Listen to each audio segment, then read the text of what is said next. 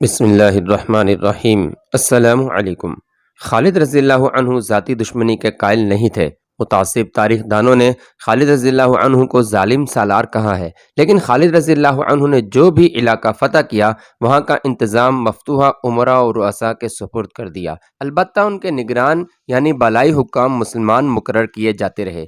ہیرا کو فتح کر کے خالد رضی اللہ عنہ نے سارے فارس کو فتح نہیں کر لیا تھا، بلکہ خالد رضی اللہ عنہ خطروں میں گھر گئے تھے۔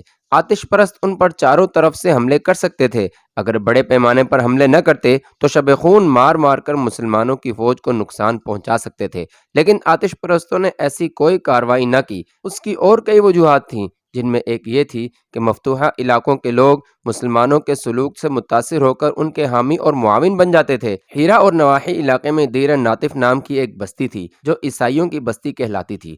وہاں ایک بہت بڑا گرجا تھا جس کے پادری کا نام صلوبہ بن نستونہ تھا۔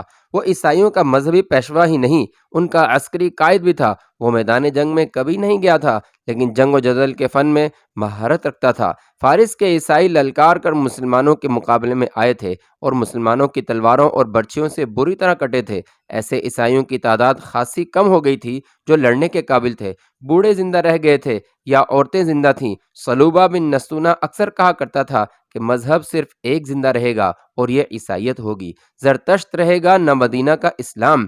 اس نے اپنے وعظ میں کئی بار کہا تھا سب مٹ جائیں گے اور زمین پر یسوع مسیح کی حکومت ہوگی۔ ہیرا فتح ہونے تک لڑنے والے ہزارہ عیسائی مٹ گئے تھے، باقی مسلمانوں کے ڈر سے بھاگ کر ادھر ادھر جا چھپے تھے۔ ان کے سرکردہ افراد نے پادری صلوبہ بن نستونہ کے ساتھ رابطہ رکھا ہوا تھا۔ صلوبہ نے کوشش کی تھی کہ عیسائیوں کو یکتا اور متحد کر کے مسلمانوں پر شب خون مارنے کے لیے تیار کرے، لیکن عیسائیوں پر مسلمانوں کی ایسی دہشت بیٹھ گئی تھی کہ وہ شب خون اور چھاپہ مار جنگ کے لیے تیار نہ ہوئے۔ مقدس باب ایک رات ایک نامور جنگجو عیسائی شمیل بورزانہ نے پادری صلوبہ بن نستونہ سے کہا، کیا تم اس پر یقین رکھتے ہو کہ گرجے کی گھنٹیاں اور تمہارے واعظ اس تباہی کو روک لیں گے جو ہماری طرف تیزی سے بڑھی آ رہی ہے؟ نہیں، پادری صلوبہ نے کہا، میرے واعظ اور گرجے کے گھنٹے کی آوازیں اب اس تباہی کو نہیں روک سکتی۔ پھر تم ہمیں اجازت کیوں نہیں دیتے کہ ہم مسلمانوں کی فوج پر ہر رات شب خون ماریں؟ شمیل بورزانہ نے کہا، مدینہ کے مسلمان جن نہیں، بھوت نہیں، انسان ہیں، ہماری طرح کے انسان ہیں۔ شمیل، پادری صلوبہ نے کہا، بے شک وہ انسان ہیں لیکن تمہاری طرح نہیں۔ میں نے ان میں کچھ اور ہی بات دیکھی ہے۔ وہ فتح کا عزم لے کر آئے ہیں۔ اگر انہوں نے اپنے جسموں کے متعلق یہی رویہ رکھا تو آخری فتح بھی انہی کی ہوگی۔ مقدس باب، شمیل نے کہا، میں جسموں والی بات نہیں سمجھا، سمجھنے کی کوشش کرو۔ یہ لوگ جنہیں کسریٰ ارشد عرب کے بدو کہتا رہا ہے جسمانی آسائشوں اور لذتوں کو قبول نہیں کرتے۔ مقدس باپ کی زبان سے دشمن کی تعریف اچھی نہیں لگتی۔ شمیل نے کہا، اگر تم اپنے آپ میں دشمن کے اچھے اوصاف پیدا کر لو تو تم شکست سے بچ سکتے ہو۔ پادری صلوبہ نے کہا، کیا تمہارے دوستوں نے مسلمانوں کو جال میں پھانسنے کے لیے 15 حسین لڑکیاں نہیں بھیجی تھیں؟ کیا تم یہ سمجھتے ہو کہ تم لوگ جو کچھ کرتے ہو اس کا مجھے علم نہیں ہوتا؟ تمہاری تلواروں کی دھار کند ہو چکی ہے، اس لیے تم لوگوں نے عورتوں کا استعمال کیا ہے۔ کیا تم انکار کرو گے؟ نہیں مقدس باپ، شمیل نے شرمسار ہو کر کہا، ہمارے ایک بزرگ نے کہا تھا کہ ایک تلوار ایک وار میں ایک آدمی کو کاٹ سکتی ہے، لیکن ایک حسین عورت کا ایک وار 100 آدمیوں کو گھائل کر دیتا ہے۔ مسلمان سوار گھوڑوں کو جھیل سے پانی پلانے لایا کرتے تھے۔ وہ 4 6 کی ٹولیوں میں آتے ہیں۔ جھیل کے ارد گرد اونچی چٹانیں اور گھنا جنگل ہے۔ ہماری لڑکیوں نے مسلمان سواروں کو اپنی طرف کھینچنے کی بہت کوشش کی، لیکن ان پر کچھ اثر نہ ہوا۔ ہماری بعض لڑکیاں نیم برہنہ ہو کر انہیں چٹانوں کے پیچھے چلنے کا اشارہ کرتی رہیں، لیکن ہوا یہ کہ سوار منہ پھیر لیتے، اور مجھے بھی یہ معلوم ہوا ہے شمیل، پادری صلوبہ نے کہا، کہ تم لوگوں نے مسلمانوں کے گشتی سنتریوں کو بھی پھانسنے کی کوشش کی تھی، اور تم لوگوں نے یہ بھی سوچا تھا کہ مسلمانوں کے سالاروں اور خالد بن ولید رضی اللہ عنہ کو قتل کرنے کے لیے لڑکیوں کو استعمال کیا جائے۔ ہاں مقدس باپ، شمیل نے کہا، ہم نے ایسا ہی سوچا تھا۔ پھر اس سوچ پر عمل کیوں نہ کیا؟ اس لیے نہ کیا کہ جس فوج کے سپاہیوں کا کردار اتنا مضبوط ہے اس کے سالار تو فرشتوں جیسے ہوں گے۔ شمیل نے جواب دیا، اب ہمارے سامنے ایک یہی صورت رہ گئی ہے کہ مسلمان فوج پر شب خون مارنے شروع کر دیں اور انہیں اتنا نقصان پہنچائیں کہ یہ پسپائی پر مجبور ہو جائیں۔ کیا تم کسریٰ کی فوج سے زیادہ طاقتور ہو؟ پادری صلوبہ نے کہا، وہ جو کہتے تھے کہ زمین پر کوئی طاقت ان کے مقابلے میں اٹھنے کی جرت نہیں کر سکتی، اب کہاں ہے؟ آگ کو پوجنے والوں کے تمام نامور سالار مسلمانوں کے ہاتھوں کٹ گئے ہیں۔ ہم نے ان کی خاطر مسلمانوں سے لڑ کر غلطی کی ہے۔ تو کیا مقدس باپ تم یہ کہنا چاہتے ہو کہ ہم مسلمانوں کے ساتھ دشمنی نہ رکھیں؟ شمیل نے حیران سا ہو کر پوچھا۔ ہاں، پادری سلوبہ نے جواب دیا، میں یہی چاہتا ہوں، بلکہ میں مسلمانوں کے ساتھ دوستی کرنا چاہتا ہوں۔ مقدس باپ، شمیل نے کہا، پھر تم کہو گے کہ مسلمانوں کے مذہب کو بھی قبول کرنا چاہتے ہو؟ نہیں، ایسا نہیں ہوگا، پادری سلوبہ نے کہا۔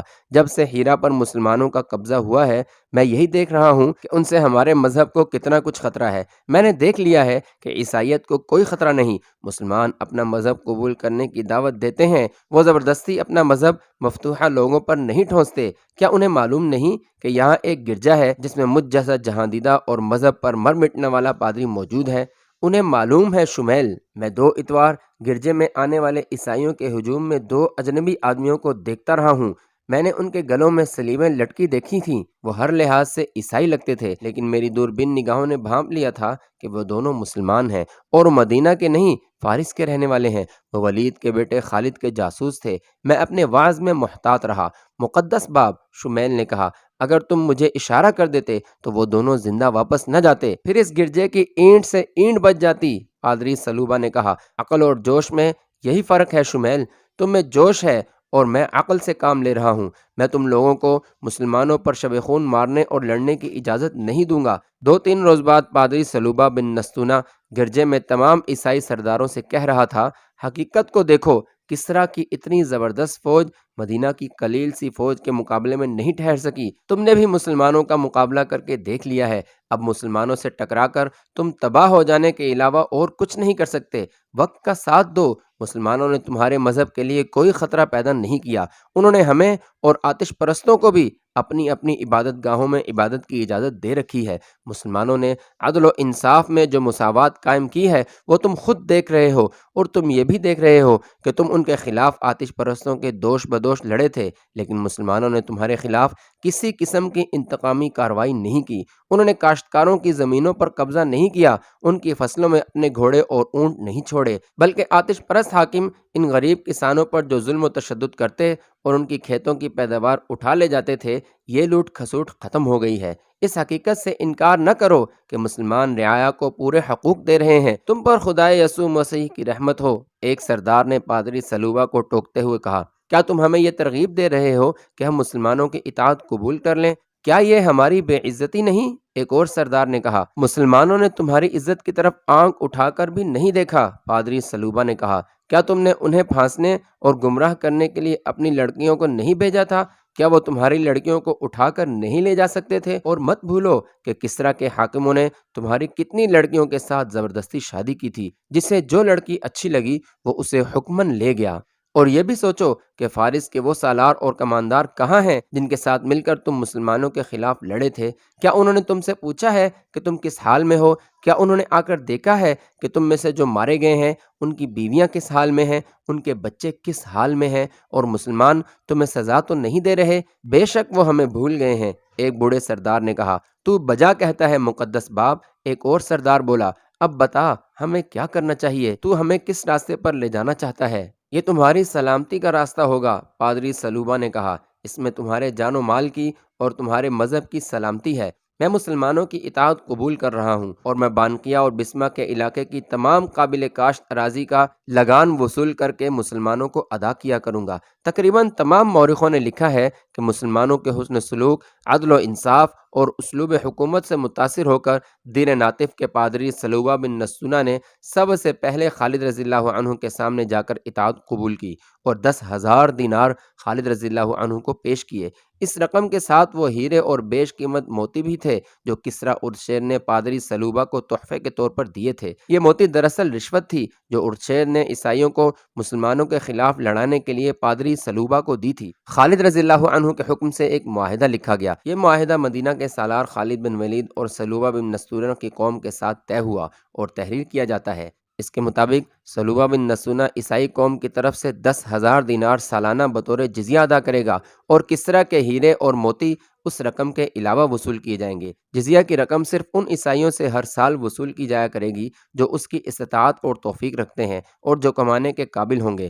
ہر کسی کو جزیہ کا اتنا ہی حصہ دینا پڑے گا جتنا وہ آسانی سے ادا کر سکے گا۔ اس معاہدے کی روح سے مسلمانوں پر یہ فرض عائد ہوتا ہے کہ وہ عیسائیوں کی بستیوں، بانکیاں اور بسمہ کو ہر طرح کا تحفظ مہیا کریں گے۔ پادری سلوبہ بن نسونا کو اس قوم کا نمائندہ تسلیم کیا جاتا ہے جیسا کہ اسے اس قوم نے تسلیم کیا ہے۔ اس معاہدے پر جو خالد بن ولید نے کیا ہے تمام مسلمان رضامند ہیں اور وہ اس پر عمل کریں گے۔ پادری سلوبہ اس علاقے کی نامور شخصیت تھی۔ ارد گرد کے بڑے بڑے سرداروں اور سرکردہ افراد نے جب دیکھا کہ سلوبہ نے خالد رضی اللہ عنہ کی اطاعت قبول کر لی ہے تو وہ سب ہیرا پہنچے اور خالد رضی اللہ عنہ کی اطاعت قبول کرنے لگے۔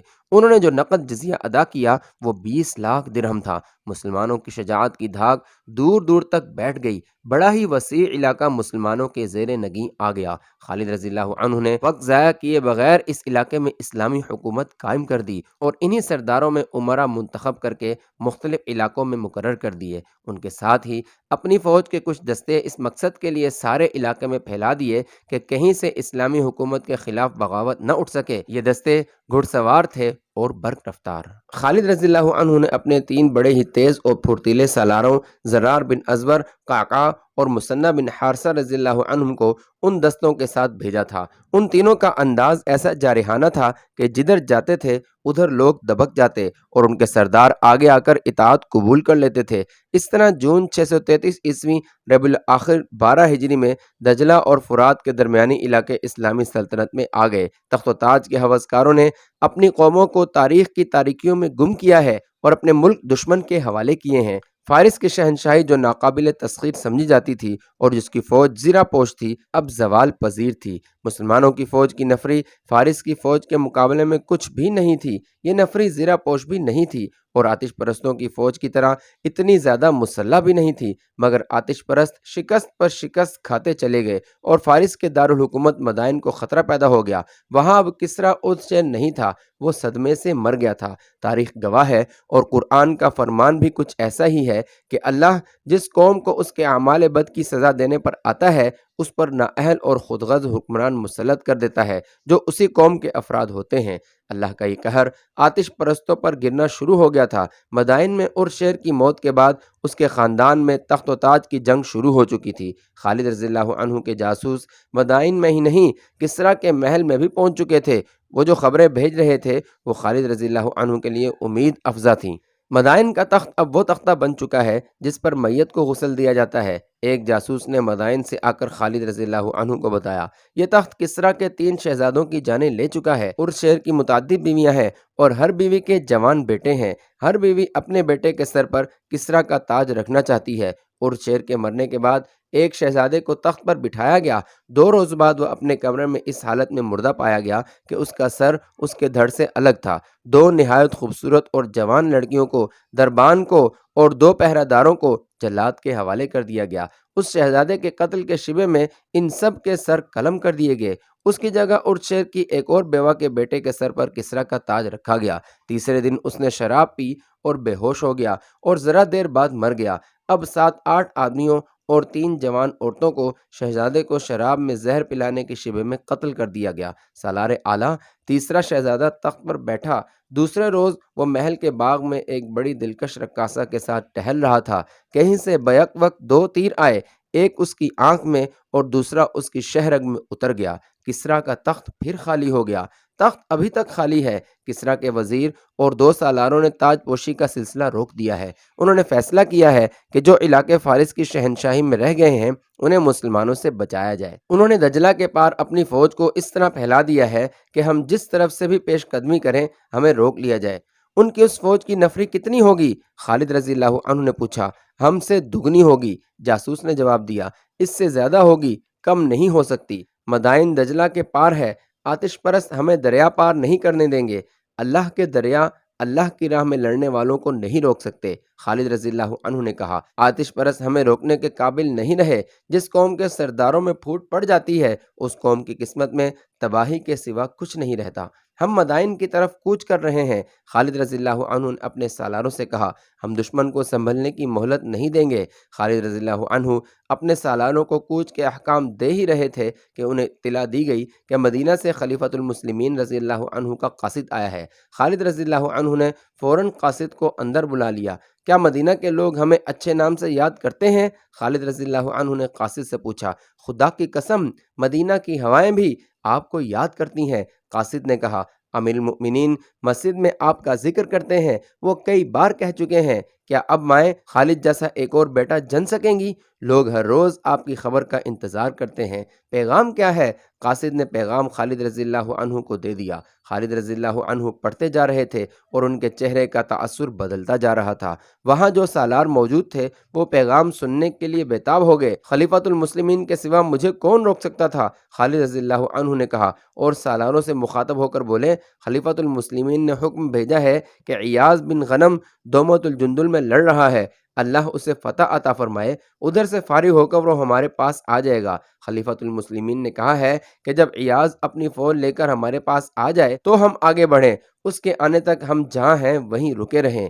خالد رضی اللہ عنہ کے چہرے پر جو رونق اور آنکھوں میں فتح و نصرت کی جو چمک ہر وقت رہتی تھی وہ بجھ گئی اور وہ گہری سوچ میں کھو گئے۔ سالاروں کے اس اجلاس پر سناٹا طاری ہو گیا، جس کی وجہ یہ نہیں تھی کہ خلیفۃ المسلمین نے پیش قدمی روک دی تھی، بلکہ وجہ یہ تھی کہ خالد رضی اللہ عنہ کے چہرے پر ایسا تأثر کبھی کبھی آیا کرتا تھا، اور یہ تأثر ایک طوفان کا پیش خیمہ ہوا کرتا تھا۔ کسی بھی سالار کو خلیفہ کے اس حکم کے متعلق کوئی بات کہنے کی جرت نہ ہوئی۔ چند منٹ بعد خالد رضی اللہ عنہ گہری سوچ سے بیدار ہوئے اور قاصد کی طرف دیکھا۔ اللہ تجھے سفر میں سلامتی اور راحت عطا کرے۔ خالد رضی اللہ عنہ نے کہا، آرام کرنا چاہتا ہے تو کر لے اور واپسی کا سفر اختیار کر۔ خلیفۃ المسلمین سے میرا اور میرے ساتھیوں کا سلام کہنا، پھر کہنا کہ جنگ کے حالات کو وہی بہتر سمجھتے ہیں جو میدان جنگ میں ہوتے ہیں۔ محاذ سے اتنی دور بیٹھ کر کوئی فیصلہ کرنا لڑنے والوں کے لیے نقصان دہ بھی ہو سکتا ہے۔ پھر کہنا، ولید کا بیٹا خلافت کی حکم عدولی کی جرت نہیں کرے گا، لیکن حالات نے مجبور کیا اور اسلام کو خطرہ لاحق ہوا تو میں حکم کی پرواہ نہیں کروں گا۔ میں خلافت مدینہ کا امین اور اسلام کا پاسبان ہوں۔ میں دشمن کو اپنے اوپر آتا دیکھ کر ایک شخص کے حکم کو ایک طرف رکھ دوں گا۔ مجھے خوشنودی اللہ کی درکار ہے، اللہ کے کسی بندے کی نہیں۔ میں معلوم کروں گا کہ سالار عیاض کے محاذ کی صورتحال کیا ہے، ہو سکتا ہے اسے مدد کی ضرورت ہو، اور یہ بھی ہو سکتا ہے کہ وہ اپنے محاذ سے جلدی فارغ نہ ہو سکے اور آتش پرست اس عرصے میں سنبھل جائیں۔ اور خلیفۃ المسلمین سے کہنا کہ ہم نے زرتشت کی آگ کو سرد کر دیا ہے، اللہ نے ہمیں ایسی فتح عطا کی ہے جس نے کسریٰ کے محل کو شیطان کا بسیرا بنا دیا ہے۔ اور شیر کے تخت پر جو کوئی بیٹھتا ہے وہ 2 روز بعد اپنے بھائیوں کے ہاتھوں قتل ہو جاتا ہے۔ فارس کی شہنشاہی اور اس کی شان و شوکت کو ہم نے دجلہ اور فرات میں ڈبو دیا ہے۔ ہیرا، جسے فارس کا ہیرا کہتے ہیں، ہمارا فوجی اڈا ہے، ہمارے لیے دعا کرتے رہیں۔ قاصد کی روانگی کے بعد خالد رضی اللہ عنہ نے ایک کماندار کو بلا کر کہا کہ اپنے ساتھ 2 بڑے تیز اور توانا سپاہی لے کر بہت تیز رفتار سے دومت الجندل جائے اور غور سے دیکھے کہ وہاں کی کیا صورتحال ہے اور سالار عیاض بن غنم کب تک فارغ ہو سکیں گے اور کیا ان کے جلدی فارغ ہونے کا امکان ہے بھی یا نہیں۔ کماندار اسی وقت روانہ ہو گیا۔ خلیفۃ المسلمین کے اس حکم کو جو تم نے سنا ہے ذہن سے اتار دو۔ خالد رضی اللہ عنہ نے اپنے سالاروں سے کہا، دل میں خلافت مدینہ کا پورا احترام رکھتے ہوئے ان حالات کو دیکھو جو ہم نے آتش پرستوں کے لیے پیدا کر دیے ہیں۔ اگر ہم عیاض کے انتظار میں یہیں بیٹھے رہے تو کسریٰ کی فوج کے سنبھلنے کا موقع مل جائے گا۔ خدا کی قسم، تم سب یقین کے ساتھ کہہ سکتے ہو کہ کسریٰ کی فوج پر تم نے جو خوف طاری کر دیا ہے وہ انہیں کسی میدان میں تمہارے مقابلے میں نہیں ٹھہرنے دے گا، اور مدائن کے محلات میں تخت نشینی پر جو قتل و غارت ہو رہی ہے وہ ہمارے حق میں جاتی ہے۔ قوم کے سرداروں میں جب تخت نشینی وجہ پیکار بن جاتی ہے تو فوج ایسی تلوار کی مانند ہو جاتی ہے جو بڑے ہی ڈھیلے اور کمزور ہاتھوں میں ہو۔ ہاں بن ولید، سالار عاصم بن عمر نے کہا، کسریٰ کے جن سالاروں نے فارس کے بچے ہوئے علاقوں میں اپنی فوج پھیلا دی ہے وہ سالار بھی تخت کے خواہش مند ہوں گے اور وہ ہم پر فتح حاصل کر کے فارس کے تخت پر قابض ہونا چاہتے ہیں۔ اگر ایسا ہوا تو فارس جلدی تباہ ہوگا۔ سالار عدی بن حاتم رضی اللہ عنہ نے کہا، سالاروں کے دماغوں پر جب تخت و تاج سوار ہو جاتا ہے تو اپنے ملک اور قوم کو بڑی جلدی تباہ کر دیتے ہیں۔ جب توجہ تخت کے لفظ اور اپنی ذات پر مرکوز ہو جاتی ہے تو نگاہیں دشمن سے ہٹ جاتی ہیں۔ خالد رضی اللہ عنہ نے کہا، میں ان حالات سے فائدہ اٹھاؤں گا، اپنی فوج کو تیاری کی حالت میں رکھو، ہم آخری فیصلہ دومت الجندل کی صورتحال معلوم ہو جانے پر کریں گے۔ دومت الجندل کی صورتحال سالار ایاز بن غنم کے لیے مخدوش تھی۔ دومت الجندل اس دور کا مشہور تجارتی مرکز تھا۔ آج کے عراق اور شام کی شاہراہیں یہیں آ کر ملتی ہیں۔ رسول اکرم صلی اللہ علیہ وسلم نے تبوک پر جو چڑھائی کی تھی تو اس دوران خالد رضی اللہ عنہ دومت الجندل تک پہنچے اور یہاں کے قلعہ سے قلعہ دار عقیدر بن مالک کو گرفتار کر کے رسول اکرم صلی اللہ علیہ وسلم کے حضور پیش کیا تھا۔ عقیدر بن مالک نے اسلام تو قبول نہ کیا، رسول اللہ صلی اللہ علیہ وسلم کی اطاعت قبول کر لی تھی، لیکن حضور صلی اللہ علیہ وسلم کی وفات کے بعد ارتداد کا فتنہ اٹھا تو اس شخص نے مدینہ کی وفاداری ترک کر دی اور عیسائیوں اور بت پرستوں کو ساتھ ملا کر اس کا سردار بن گیا تھا۔ ابوبکر رضی اللہ عنہ نے عقیدر بن مالک کی سرداری کو ختم اور اس کے زیر اثر غیر مسلم قبائل کو اپنے زیر نگین کرنے کے لیے سالار ایاز بن غنم کو بھیجا تھا۔ ایاز تجربہ کار سالار تھے۔ دومت الجندل پہنچے تو دیکھا کہ عیسائیوں کا ایک بہت بڑا قبیلہ جو کلب کہلاتا تھا اپنے علاقے کے دفاع کے لیے تیار تھا۔ یہ قبیلہ جنگ و جدل میں شہرت رکھتا تھا۔ ایاز نے قلعے کو محاصرے میں لے لیا، لیکن عیسائیوں نے باہر سے مسلمانوں کو محاصرے میں لے لیا۔ ایاز کی فوج کو آگے بھی اور عقب میں بھی لڑنا پڑا۔ اس صورتحال نے جنگ کو ایسا طول دیا جو ختم ہوتا نظر نہیں آتا تھا، اور یہ صورتحال ایاز کے لیے روز بروز مخدوش ہوتی جا رہی تھی۔ خالد رضی اللہ عنہ کا بھیجا ہوا کماندار واپس آیا تو اس نے خالد رضی اللہ عنہ کو بتایا کہ ایاز بن غنم کیسے آئے گا، اسے تو خود مدد کی ضرورت ہے۔ کماندار نے دومت الجندل میں ایاز اور دشمن کی فوجوں کی پوزیشنیں تفصیل سے بیان کی۔ خدا کی قسم میں یہاں انتظار میں فارغ نہیں بیٹھ سکتا، خالد رضی اللہ عنہ نے پرجوش آواز میں کہا، پیشتر اس کے کہ دشمن آگے آ جائے میں آگے بڑھوں گا، مدائن کے شہر پناہ مجھے پکار رہی ہے، کوچ کی تیاری کرو۔ مشہور مورخ طبری اور بلازری نے لکھا ہے کہ خالد رضی اللہ عنہ چین سے بیٹھنے والے سالار نہیں تھے، اس صورت میں کہ دشمن 4 شکستیں کھا چکا تھا اور اس کا نظام درہم برہم ہو گیا تھا اور مدائن کے شاہی ایوان میں ابتری پھیلی ہوئی تھی۔ خالد رضی اللہ عنہ فارغ بیٹھ ہی نہیں سکتے تھے۔ خالد رضی اللہ عنہ کا جاسوسی نظام بڑا تیز اور ذہین تھا۔ اس میں زیادہ تر وہ مسلمان تھے جو فارس میں غلاموں جیسی زندگی بسر کر رہے تھے۔ وہ ان علاقوں سے واقف تھے اور مختلف قبیلوں کی زبانیں بول سکتے تھے اور ان کا بحروف دھار سکتے تھے۔ وہ مدائن کے محلات کے اندر کی خبریں لے آئے تھے۔ انہوں نے خالد رضی اللہ عنہ کو خبریں دینی شروع کر دیں کہ فارس کی فوج کہاں کہاں موجود ہے اور کس جگہ کیا کیفیت ہے۔ ان کی اطلاعوں کے مطابق ایرانیوں کی فوج کی زیادہ تر نفری 2 شہروں میں تھی، ایک تھا عین التمر اور دوسرا تھا انبار۔